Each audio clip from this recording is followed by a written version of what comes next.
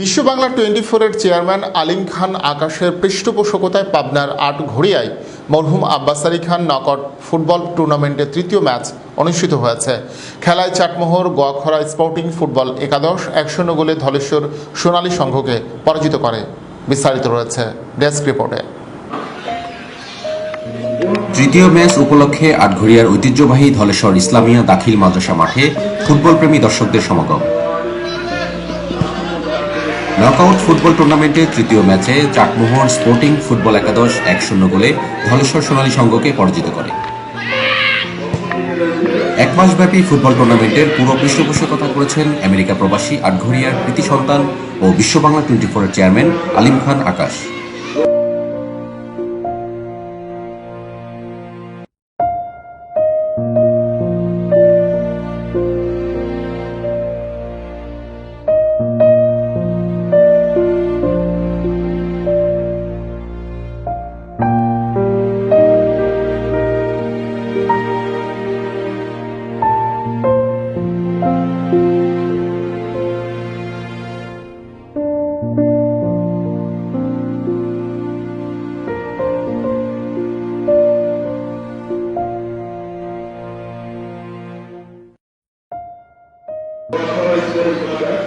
খেলায় প্রধান পরিচালক ছিলেন মোহাম্মদ হেলাল উদ্দিন খান ও সহকারী পরিচালক ছিলেন আবুল কালাম আজাদ ও ইমাম আলী সর্দার।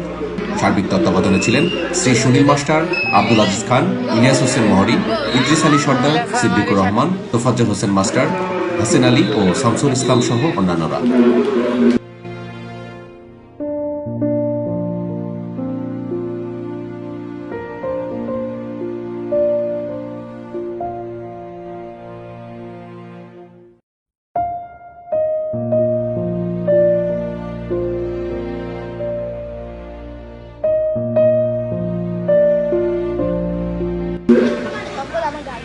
রফিকুল ইসলাম আলমের সভাপতিত্বে টুর্নামেন্টের ওই ম্যাচ উপলক্ষে আয়োজিত অনুষ্ঠানে প্রধান অতিথি ছিলেন আটঘরিয়া পৌরসভার 6 নম্বর ওয়ার্ডের councillor doctor AKM Farhad Hossain.